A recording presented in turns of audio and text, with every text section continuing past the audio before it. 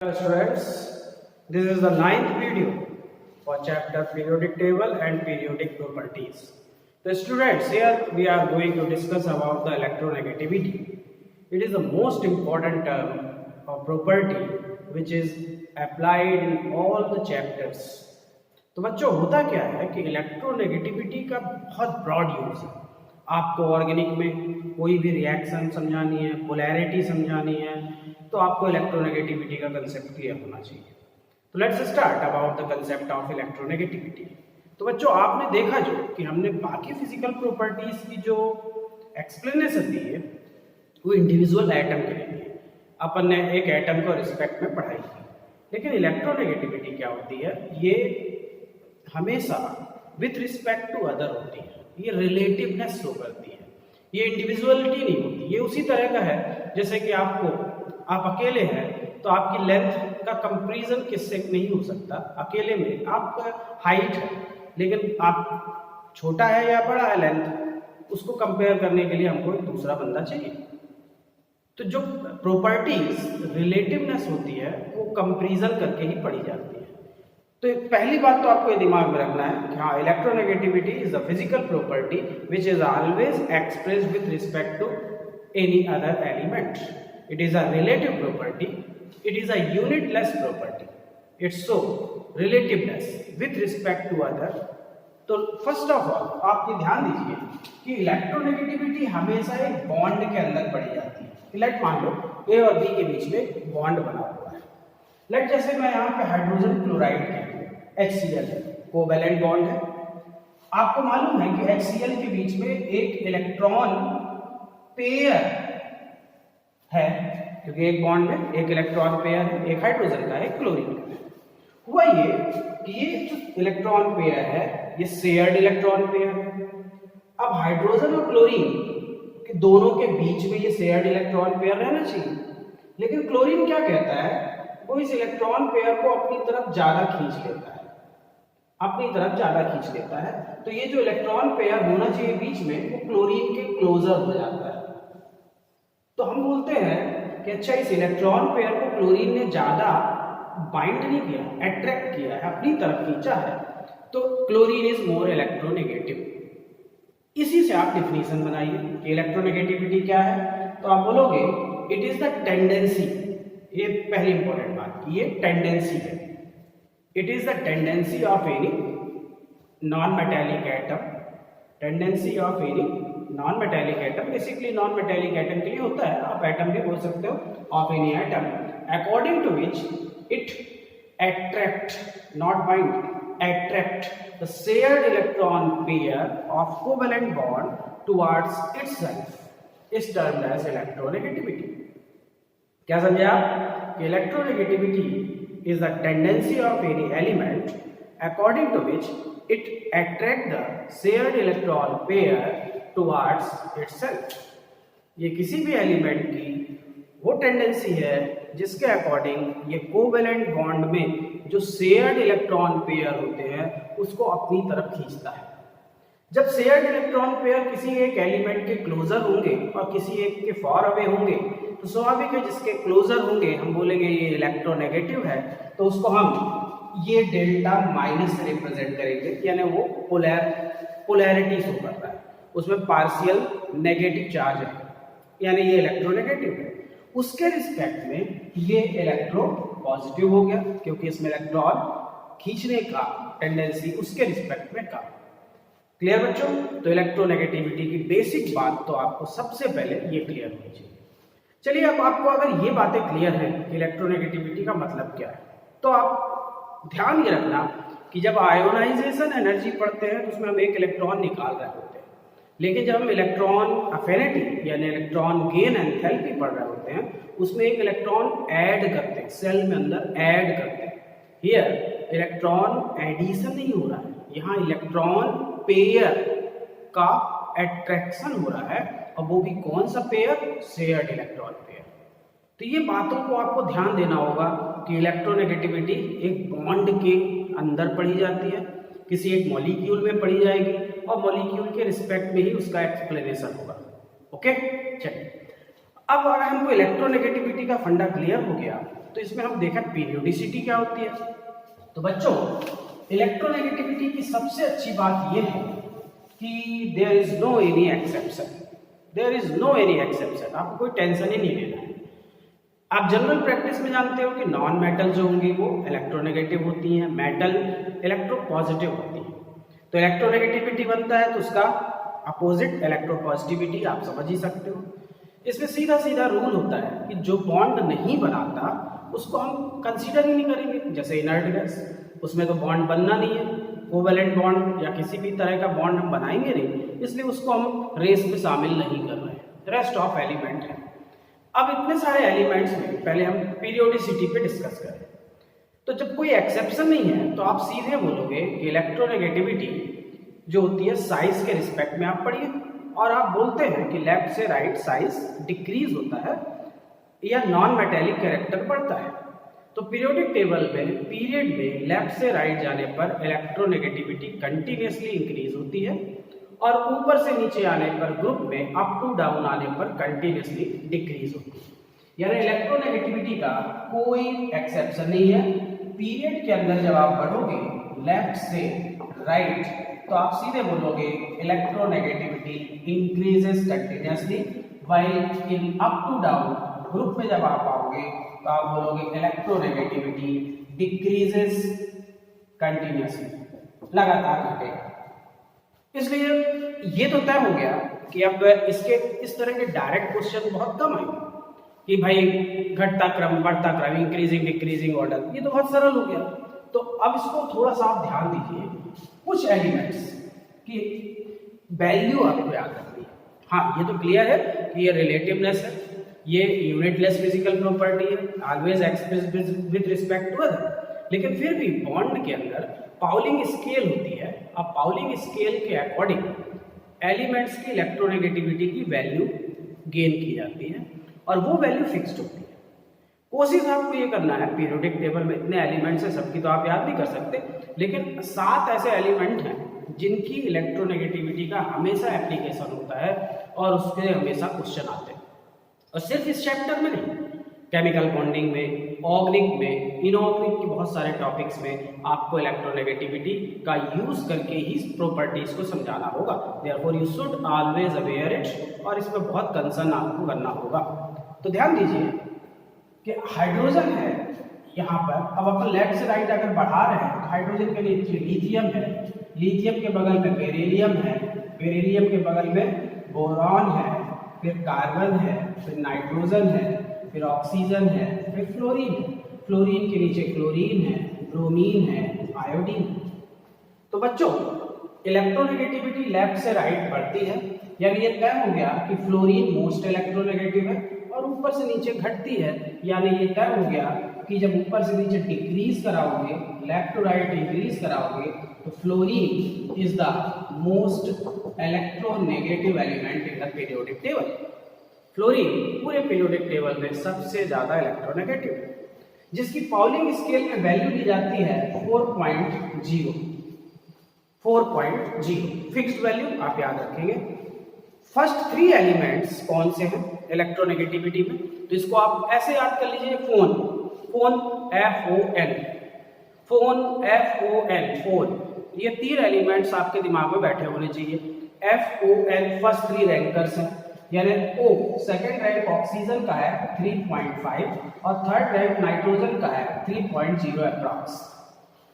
ये एलिमेंट्स 3 आपको याद रखते हैं। फिर इसके बाद क्लोरीन का भी याद रखिए 3.0, ब्रोमीन 2.8, आयोडीन 2.4। कोशिश करिए अगर आप कार्बन का याद कर लें 2.5, हाइड्रोजन का बहुत जरूरी होगा 2.1, और फ्लोरीन के डायगोनल में जब वो अपर कॉर्नर है तो लोअर कॉर्नर पे सीजियम है जिसकी वैल्यू 0.7 है। तो सीजियम को आप बोलोगे it is the most electro positive element. Caesium metal most electro positive element है जिसकी इलेक्ट्रोनेगेटिविटी की वैल्यू पाउलिंग स्केल में 0.7 है। क्लियर बच्चे? और आपको इतनी वैल्यू याद रखनी है, फ्लोरीन की वैल्यू सबसे ज्यादा होती है 4, सेकेंड रैंक ऑक्सीजन का 3.5, थर्ड रैंक नाइट्रोजन का 3.0 मान लिखते हैं हम, थोड़ी सी ज्यादा होती है। फिर क्लोरीन का होता है 3.0 अप्रॉक्स, फिर ब्रोमीन का 2.8 होता है ना। आयोडीन का आप समझ रहे हो 2.4 वैल्यू आती है, कार्बन का 2.5 है और हाइड्रोजन 2.1 है। फ्लोरीन इज मोस्ट इलेक्ट्रोनेगेटिव और उसके डायगोनल में सीजियम जो लीस्ट इलेक्ट्रोनेगेटिव है उसको आप मोस्ट इलेक्ट्रो पॉजिटिव बोल सकते हो। तो कोशिश करिए इतने एलिमेंट्स की इलेक्ट्रोनेगेटिविटी की वैल्यू हमेशा आपको याद होनी चाहिए। बाकी ये तो तय हो गया कि ऑर्डर बहुत सरल है, लेफ्ट से राइट इंक्रीज, ऊपर से नीचे डिक्रीज, कोई एक्सेप्शन नहीं, इसलिए आपसे बहुत इजीली इसके क्वेश्चन बन जाएंगे। क्लियर है? तो मेरी यही सलाह है कि कोशिश करिए कि मत हमेशा ये सोचिएगा कि यार मेरे को तो इलेक्ट्रोनेगेटिविटी की वैल्यू दे दी जाएगी तो मैं यूज कर लूंगा ना।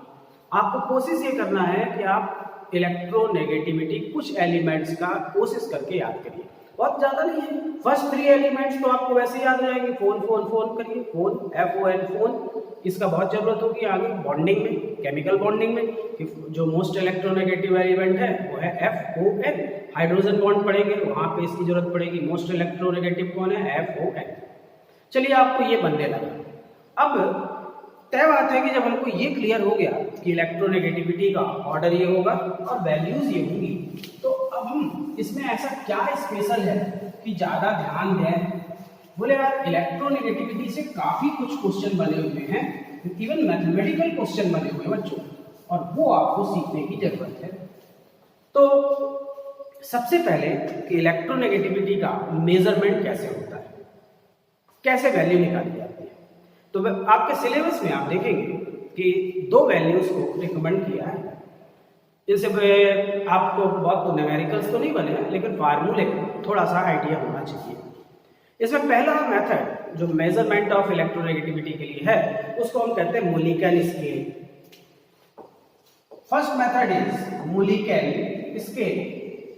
मोलिकल स्केल, इसमें इलेक्ट्रोनेगेटिविटी को हम साई से रिप्रेजेंट करते हैं और कई बुक्स में कैपिटल X बना रहता है, तो बहुत इशू नहीं है इसका, चाहे आप साई बना लो या कैपिटल X बना लो, आपको बनने से मतलब है।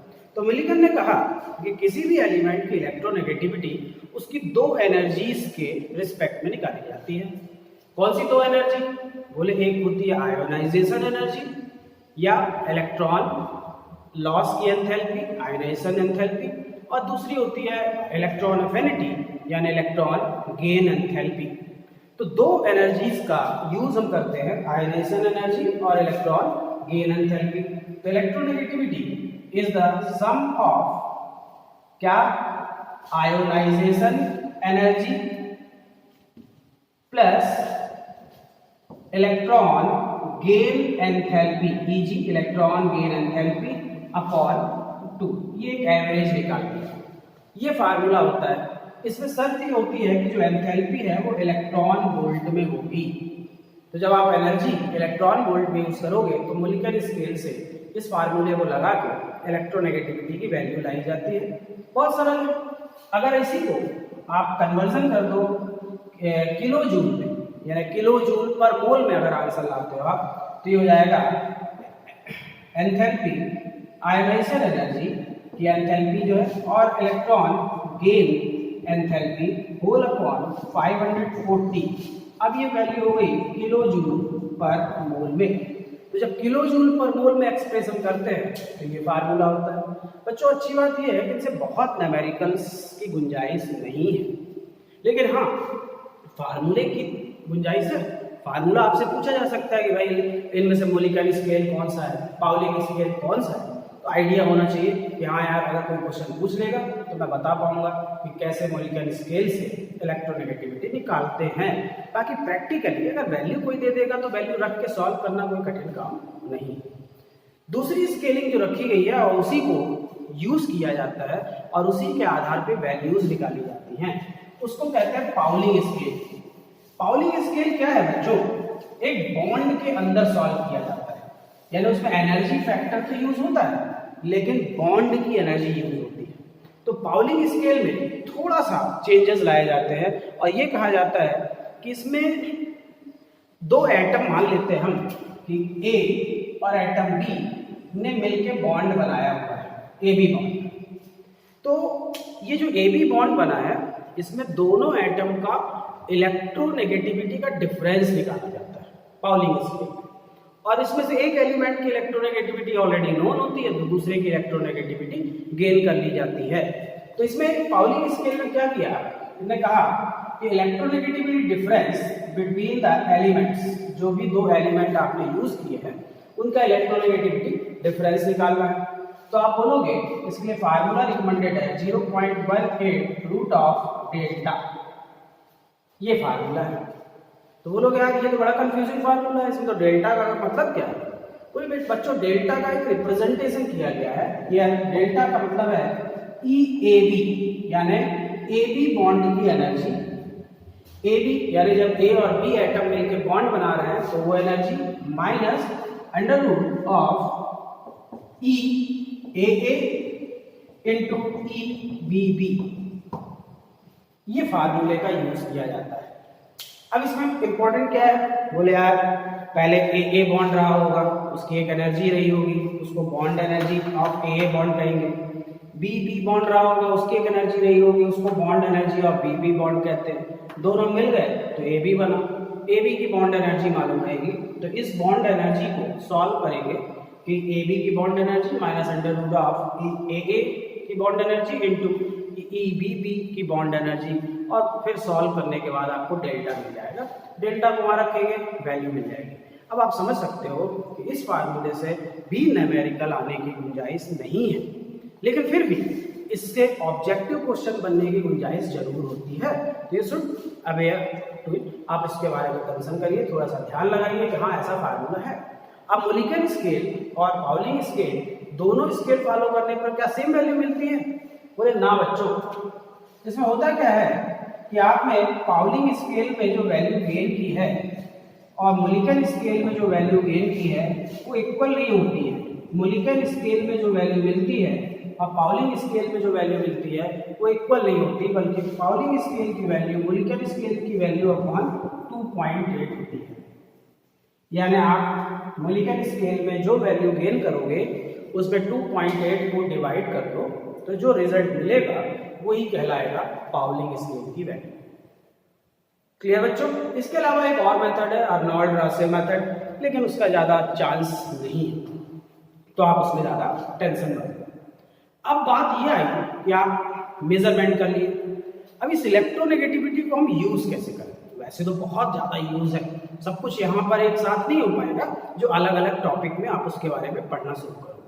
लेकिन फिर भी अगर हम कुछ जनरल मैथमेटिकल यूज की बात करें तो इलेक्ट्रोनेगेटिविटी का पहला यूज तो ये है कि हम इलेक्ट्रोनेगेटिविटी डिफरेंस से बॉन्ड का नेचर बता सकते हैं। बॉन्ड का नेचर, दो एलिमेंट्स की इलेक्ट्रोनेगेटिविटी का डिफरेंस निकाल के नेचर ऑफ बॉन्ड बता सकते हैं। तो चलिए हम देखते हैं एप्लीकेशन ऑफ इलेक्ट्रोनेगेटिविटी। तो एप्लीकेशन ऑफ इलेक्ट्रोनेगेटिविटी में पहला है prediction of nature of bond, कि भाई पर्टिकुलर बॉन्ड किस नेचर का है। इसमें दो स्केल दी गई है बच्चों आपकी बुक्स में, एक में डिफरेंस 1.9 को लेके पढ़ाई की गई है और एक में डिफरेंस 1.7 को लेके पढ़ाई की गई है। लेकिन जो क्वेश्चन आ रहे हैं वो ज्यादातर 1.7 के रिस्पेक्ट में आ रहे हैं, इसलिए मैं उसी स्केल को यूज करूंगा। इसमें यह कहा गया कि लेट मान लो दो एलिमेंट्स की बीच का इलेक्ट्रोनेगेटिविटी डिफरेंस निकाला जाए।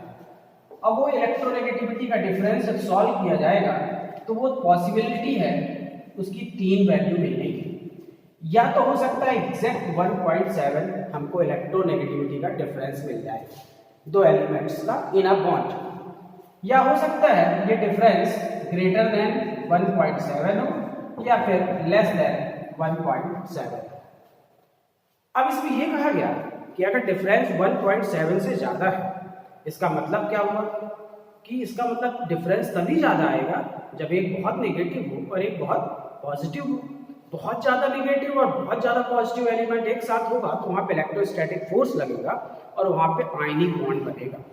तो जब डिफरेंस 1.7 से ज्यादा होता है तो ये प्रेडिक्ट किया जाता है कि यहाँ पे आयनिक बॉन्ड बनने वाला है, यानी ये मॉलिक्यूल आयनिक नेचर का होने वाला है। क्लियर बच्चे? अगर डिफरेंस 1.7 से कम आ गया तो उसका अपोजिट यहाँ पर कोवैलेंट बॉन्ड बनने वाला है या कोवैलेंट नेचर ऑब्जर्व होगा। लेकिन अगर एग्जैक्ट 1.7 आ गया तब फिर गड़बड़ होगा, यहाँ पे 50% माना जाता है आयनिक होगा और यहाँ पर 50% माना जाता है कोवेलेंट होगा। तो बच्चों आपको ये बस ध्यान देना है कि हाँ ये डिफरेंस के आधार पे आप प्रिडिक्शन कर सकते हो कि दो एलिमेंट्स की इलेक्ट्रोनेगेटिविटी का डिफरेंस पता होने पर हम उससे बनने वाले बॉन्ड का प्रिडिक्शन कर सकते हैं। कि जैसे मैं आपसे कहूँ कि भाई आपसे कहा कि HO बॉन्ड है, बताओ ये कोवेलेंट है कि आयनिक नेचर का है, तो आप बोलोगे इसका 3.5 है, इसका 2.1 है, डिफरेंस इज 1.4 यानी लेस देन 1.7 है, यानी ये कोवेलेंट नेचर का है। यहाँ पर एक एक्सेप्शन है, वो आप ध्यान रखना, HF ये कोवेलेंट है, यहाँ पे इसकी 2.1 है, इसका 4, डिफरेंस इज 1.9, लेकिन ये आयनिक बॉन्ड नहीं, ये कोवेलेंट नेचर का बॉन्ड है। तो ये क्या होता है, कुछ इसके स्केलिंग लेके चलते हैं। यहाँ पर आप इसको अलग से ध्यान रखिए कि HF डिफरेंस तो 1.9 है but is not ionic in nature. Clear बच्चों? तो एक तो ये यूज है, इससे आपको बहुत सारे क्वेश्चन मिलेंगे, पुराने क्वेश्चन है बुक्स में, और इसका यूज भी होने वाला है काफी ज्यादा मात्रा में। दूसरा एप्लीकेशन पे हम ध्यान देते हैं। बच्चों आपको मैंने पढ़ाया था कोवेलेंट रेडियस। कोवेलेंट रेडियस पढ़ाते समय एक कंसेप्ट था जो कि आदमी को ध्यान रखना पड़ता है कि जब बॉन्ड बनता है दो नॉन मेटल्स के बीच में, तो उसमें दो केस होते हैं। अगर नॉन मेटल एक जैसे हाइड्रोजन तो ये होमो न्यूक्लियर होगा, एक जैसे एटम है, और अगर हाइड्रोजन और क्लोरीन होगा तो हेटेरो न्यूक्लियर होगा। तो यहाँ पर थोड़ा सा ध्यान दीजिएगा, मैं इसमें कैलकुलेशन करना चाहता हूँ बॉन्ड लेंथ का। बॉन्ड लेंथ इलेक्ट्रोनेगेटिविटी से कैसे लाई जाएगी, तो ध्यान दीजिए, हम दो केस बच्चे लेके चल रहे हैं कि हो सकता है होमो न्यूक्लियर कोई मॉलिक्यूल हो और हो सकता है कोई हेटेरो न्यूक्लियर मॉलिक्यूल। दो केस लेके चलते हैं। अगर होमो न्यूक्लियर मॉलिक्यूल है, जैसे मैंने एग्जांपल ले लिया हाइड्रोजन, तो आप बोलोगे यार हाइड्रोजन के बीच में ये बॉन्ड बन गया है, ये न्यूक्लियस से न्यूक्लियस की जो डिस्टेंस है ये बॉन्ड लेंथ है, इसको DHH लिख देते हैं, बॉन्ड लेंथ ऑफ HH।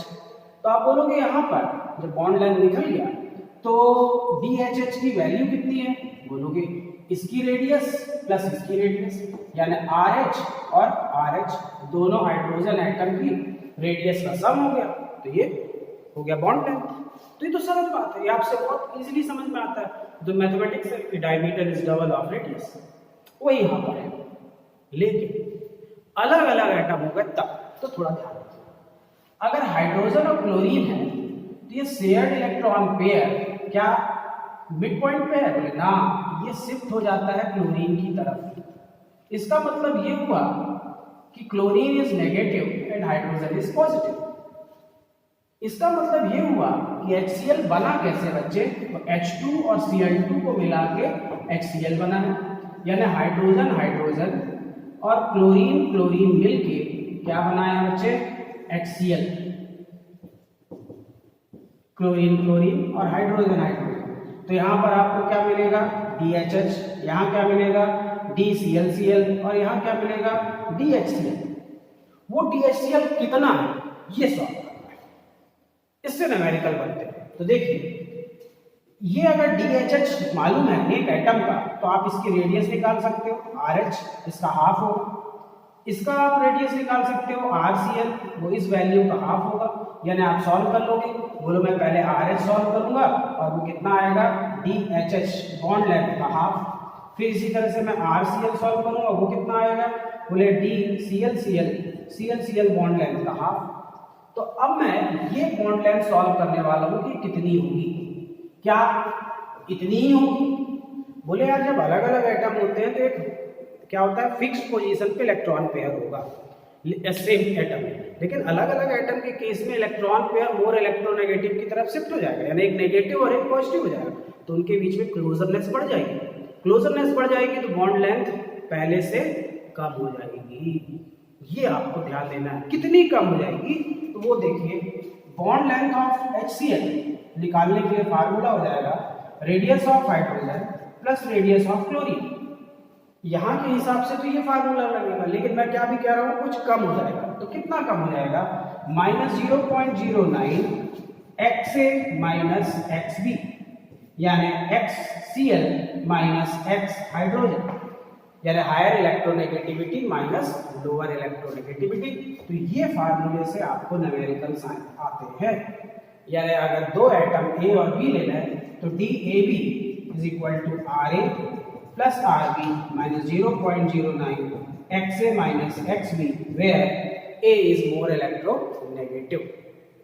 तो ये फार्मूले बच्चे आप लगाओगे, अच्छे आंसर आते हैं और अच्छे क्वेश्चन इनसे मिलते हैं। जैसे एक क्वेश्चन आपको मैं बोलूं और आप उसको सॉल्व करने की कोशिश करो कि मैंने आपसे कहा कि if bond length of hydrogen is 1 angstrom and bond length of chlorine is 1.54 angstrom, then calculate the bond length of HCl molecule formed by the reaction of hydrogen and chlorine gas. Question क्या है बच्चे? If the bond length of hydrogen is 1 angstrom and bond length of chlorine is 1.54 angstrom, then calculate the bond length of HCl molecule formed by the reaction of H2 and Cl2 molecules। यानी आपको यहाँ पर HCl की bond length निकालनी है और value आपको दे रखी है। तो आप बोलोगे यार मैं तो बहुत सरलता से सॉल्व कर लूंगा, कैसे? बोले प्रोसीजर आपको आइडिया है, इसी को फॉलो कर दो। बोले यार बॉन्ड लेंथ ऑफ हाइड्रोजन दी है, रेडियस नहीं दी है। तो आप बोलोगे क्या जल्दी से? बोले रेडियस ऑफ हाइड्रोजन कितनी होगी? Bond length of hydrogen upon 2। Bond length कितनी दी है? 1 एंगस्ट्रॉम अपॉन 2 यानी 0.50 एंगस्ट्रॉम। रेडियस ऑफ क्लोरीन कितनी दी है? बोले नहीं दी है। बॉन्ड लेंथ दिया है क्या? हाँ, बॉन्ड लेंथ दिया हुआ है। क्लोरीन की बॉन्ड लेंथ 1.54 अपॉन 2 0.77 एंगस्ट्रॉम। तो बॉन्ड लेंथ ऑफ HCl कितना होगा? तो बोलोगे radius of hydrogen plus radius of chlorine minus 0.09 x of chlorine minus x of hydrogen. Value रख दोगे 0.5 प्लस 0.77 माइनस 0.09। क्लोरीन की इलेक्ट्रोनेगेटिविटी आपको याद होनी चाहिए, कितनी होती है? 3 और हाइड्रोजन की 2.1।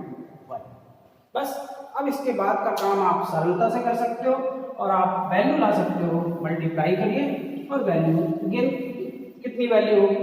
तो आप बोलोगे ये हुआ 1.27 माइनस ये 0.9 है, तो इसको जब सॉल्व करेंगे तो 0.081। ओके, जब इसको सॉल्व करोगे तो ये हो जाएगा कितना? 0.27 है तो ये हो जाएगा 19, तो आपको वैल्यू मिलेगी कितनी? 1.89। ठीक है, सॉरी 1.19। तो इस प्रकार से आप वैल्यू को इजीली सॉल्व कर सकते हो। यानी बॉन्ड लेंथ इस तरह से वैल्यू मिलेगी। यानी अगर हेट्रोन्यूक्लियर मॉलिक्यूल है तो मॉलिक्यूल्स बनने के बाद उसके कंस्टिट्यूएंट एटम का इलेक्ट्रोनेगेटिविटी डिफरेंस ज़्यादा होगा तो एटम का क्लोजरनेस बढ़ जाएगा, और क्लोजरनेस बढ़ जाएगा तो बॉन्ड लेंथ पहले से कम हो जाएगी। क्लियर बच्चे? चलिए अब एक और एप्लीकेशन है, उसका बहुत ज़्यादा यूज होता है और वो तो बहुत ही कॉमन है खासकर कंडीशंस में, इवन स्कूल एग्जाम में। उसको हम कहते हैं परसेंट आयनिक कैरेक्टर। किसी एक बॉन्ड में कितना परसेंट आयनिक कैरेक्टर है ये मुझे पता करना है। तो किसी एक कोवैलेंट बॉन्ड में परसेंट आयनिक कैरेक्टर को पता करने के लिए बच्चों आपको एक पका पकाया फार्मूला है जिसको यूज करना है, and this one is known as Hannay Smith formula. बस उससे बहुत क्वेश्चन बने बच्चे। तो हम अब करने वाले हैं क्या? हम करने वाले हैं calculation of percent ionic character in a covalent bond. एक कोवैलेंट बॉन्ड के अंदर परसेंट आयनिक कैरेक्टर बताना है मुझे। अब आपको हेनी स्मिथ फार्मूला, पका पकाया फार्मूला है हेनी स्मिथ फार्मूला। ये क्या है? तो ध्यान दीजिए, किसी भी बॉन्ड में, कोवैलेंट बॉन्ड में percent IC ionic character is equal to होता है 16 XA माइनस XB यानी electronegativity of A at B plus 3.5 XA minus XB होल स्क्वायर। ये फार्मूले से बहुत सारे क्वेश्चन है, इसमें आपको 100 मल्टीप्लाई नहीं करना है, डायरेक्ट क्वेश्चन 100 के टर्म में ही आता है। Henry-Smith formula is used for calculation of percent ionic character in a covalent bond formed by two different atoms. Clear बच्चे? Formula is 16 Xa minus Xb या electronegativity of A minus B plus 3.5 Xa minus Xb whole square, where Xa is higher electronegative and Xb is the lower electronegative element. Clear? अब अगर आपको ये formula मालूम है तो आप कोई भी क्वेश्चन कर सकते हो, बस आपको इलेक्ट्रोनेगेटिविटी की वैल्यू रखनी है और आंसर बताना है। जैसे कि मैं आपसे एक सिंपल सा क्वेश्चन पूछूं और मैं बोलूं कि बच्चों calculate the percent IC ionic character of HCl molecule. अब मैं आपकी कोई हेल्प नहीं कर रहा हूं, मैं सिर्फ ये बोल रहा हूं कि HCl मॉलिक्यूल का परसेंट आयनिक कैरेक्टर आप सॉल्व कर दीजिए। आपको इलेक्ट्रोनेगेटिविटी की वैल्यू अभी अभी पता है, आप टाइम लीजिए, 1 मिनट लीजिए, कैलकुलेट करिए कि HCl का परसेंट आईसी कितना है, परसेंट आयनिक कैरेक्टर कितना है। तो आप कर सकते हैं इसको। देखिए बहुत सरल है, आप बोलोगे हेनरी-स्मिथ फार्मूला कहता है परसेंट आयनिक character 16 Xa minus Xb plus 3.5 Xa minus Xb का होल स्क्वायर। यहाँ पर A is higher electronegative and B is less electronegative. HCl में आप H less electronegative है, क्लोरीन is higher electronegative। तो आपको मालूम है हाइड्रोजन की इलेक्ट्रोनेगेटिविटी 2.1 है, क्लोरीन की 3.0 है। बोलोगे 16 3.0 माइनस 2.1 प्लस 3.5 3.0 माइनस 2.1 का होल स्क्वायर। वैल्यू सॉल्व करोगे 16 0.9 प्लस 3.5 0.9 स्क्वायर। इसको सॉल्व करोगे 14.4 आएगा, इसको सॉल्व करोगे 3.5 इंटू 0.8 बनाएगा 14.4 और 3.5 और इसको सॉल्व करोगे तो हो जाएगा 2.435। अब आप बाकी वैल्यू सॉल्व कर सकते हो, इनकी क्या आएगी वैल्यू, तो आप बहुत इजीली वैल्यू सॉल्व करके बता सकते हो कि भाई ये जो वैल्यू आएगी ये 2.435 है, तो 35 बन जा 35 35 8 जा 280 तो 24 यहाँ पे 2.83 होगा। जब आप सॉल्व करोगे तो ये 5 ये 3 8 एंड 12 ये हो गया 17.235%, यानी HCl इज 17.235% आयनिक कैरेक्टर, यानी इसमें कोवेलेंट कैरेक्टर ज़्यादा है। इससे ये क्लियर होता है कि कोई भी मॉलिक्यूल ना तो 100% आयनिक होता ना 100% कोवेलेंट होता।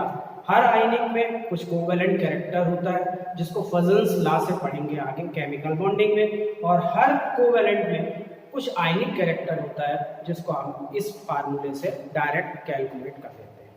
क्लियर बच्चे? अब इसमें आप कोई भी वैल्यू दे दो और किसी का भी वैल्यू रख लो और आप परसेंट आयनिक कैरेक्टर निकालने की कोशिश करो। अभी जब पीछे आपने अलग अलग एलिमेंट्स की इलेक्ट्रोनेगेटिविटी देखी है, अब मैं यहाँ पे आपको कोई भी एटम दे दूँ, फार्मूला तो रखना है और मल्टीप्लाई करना है, इतने पे आप परफेक्ट, इतना तो आप कर सकते हो। लेकिन ये सब तब कर सकते हो जब आप इलेक्ट्रोनेगेटिविटी की वैल्यू को ध्यान रखोगे। अगर आपको वैल्यू ही नहीं क्लियर है और आप डिपेंडेंट होगे कि वैल्यू दी जाएगी तभी मैं कर लूँगा, तो कभी कभी नहीं भी दी जाती तब दिक्कत होगी। तो चलिए आपको ये बहुत बड़ा कंसेप्ट इलेक्ट्रोनेगेटिविटी का मालूम हो गया। अब इलेक्ट्रोनेगेटिविटी से आपको अगला फायदा है और एप्लीकेशन है, आप ये नियम बना लो इलेक्ट्रोनेगेटिविटी डिफरेंस जो होगा वो डायरेक्टली प्रोपोर्शनल टू पोलैरिटी होगा। यानी जितना ज्यादा इलेक्ट्रोनेगेटिविटी का डिफरेंस आएगा, कॉमन सेंस है, उतना ही ज्यादा एक पॉजिटिव होगा और एक नेगेटिव होगा। जब एक बहुत ज्यादा पॉजिटिव और एक बहुत ज्यादा नेगेटिव होगा तो डिफरेंस ज्यादा आएगा। ऐसे केस में आप बोलोगे यहाँ पे पोलैरिटी, पोलैरिटी यानी पार्शियल आयनिक कैरेक्टर, यानी एक डेल्टा प्लस एक डेल्टा माइनस। जैसे कि अगर मैं आपसे बोलूं कि मेरे पास HF, HCl, HBr और HI ये 4 बॉन्ड हैं, आप बताइए इन चारों में सबसे ज्यादा पोलर कौन है? आप बोलोगे ये 2.1, 4, 2.1 3.0, 2.1 2.8, 2.1 2.4 इनकी वैल्यू है। Difference 1.9, difference 0.9, 0.7, 0.3। बोलिए ये तो बहुत ज्यादा डिफरेंस है, इसका मतलब ये सबसे ज्यादा पोलर है, उससे कम और लीस्ट पोलर। क्लियर? दूसरा मैं अभी आपसे ये पूछूं कि इन चारों में सबसे स्ट्रॉन्ग बॉन्ड कौन सा है, तो आप बोलोगे जब एक बहुत नेगेटिव होगा और एक बहुत पॉजिटिव होगा तभी डिफरेंस ज्यादा आएगा। और ऐसे केस में वो बॉन्ड में क्या होगा, इंटरेक्शन भी स्ट्रॉन्ग होगा। यानी जितना ज्यादा इलेक्ट्रोनेगेटिविटी डिफरेंस उतनी ज्यादा बॉन्ड स्ट्रेंथ, उतना तगड़ा बॉन्ड, उतना ज्यादा आयनिक कैरेक्टर। यानी electronegativity difference directly proportional to polarity, directly proportional to bond strength, directly proportional to ionic character, और बहुत कुछ अभी डायरेक्टली प्रोपोर्शनल टू होगा। तो यानी ये मालूम हो गया कि HF is the strongest bond and HI is the weakest bond. चलिए मैं बोलूं कि किसी कंपाउंड में हाइड्रोजन को रिलीज करने की जो टेंडेंसी होती है एक्वस मीडियम में, अगर वो हाइड्रोजन रिलीज कर रहा है तो हम कहते हैं वो एसिडिक कैरेक्टर शो कर रहा है। अब इन चारों में आपसे अगर मैं पूछूं कि सबसे ज्यादा एसिडिक कौन है, तो आप बोलोगे यार HF जो है वो तगड़ा बॉन्ड है, स्ट्रॉन्ग है, वो जल्दी से हाइड्रोजन तोड़ने वाला नहीं है, लेकिन ये बहुत जल्दी हाइड्रोजन तोड़ेगा। क्यों? ये बॉन्ड बहुत वीक है, पोलैरिटी बहुत कम है। यानी ऐसे केस में इसका एसिडिक कैरेक्टर सबसे कम है, लेकिन उसका एसिडिक कैरेक्टर सबसे ज्यादा है। रिड्यूसिंग नेचर का मतलब tendency to release the hydrogen, यहाँ पे भी हाइड्रोजन ये जल्दी निकालेगा, वो कम निकालेगा। यानी HI is the strongest reducing agent than HF, या फिर आप ऑर्डर बना सकते हो। ऐसी बहुत सारी प्रॉपर्टीज है बच्चों जो पूरे के पूरे सिलेबस में, खासकर ऑर्गेनिक और इनऑर्गेनिक में, रिएक्शन मैकेनिज्म, ऑर्डर और इसमें कॉज, फैक्टर्स, इन सबको समझाने के लिए इलेक्ट्रोनेगेटिविटी का बहुत ब्रॉड यूज होता है। तो मेरी सलाह आपको यह है कि आप सबसे पहले परफेक्शन लाइए, और एप्लीकेशन तो अभी टाइम बीइंग प्रोसेस होती है। जैसे जैसे आप आगे बढ़ेंगे चैप्टर बाय चैप्टर आपको हर नए चैप्टर में कुछ नया इलेक्ट्रोनेगेटिविटी से रिलेटेड पढ़ने को मिलेगा ही मिलेगा, गारंटीड। तो आप कोशिश करिए ये बने। बाकी इलेक्ट्रोनेगेटिविटी को अगर एप्लीकेशन को ब्रॉड स्पेक्ट्रम में पढ़ा जाए तो कम से कम 2-2.5 घंटे लग जाएंगे सिर्फ इलेक्ट्रोनेगेटिविटी के एप्लीकेशन को पूरी तरह से समझाने में।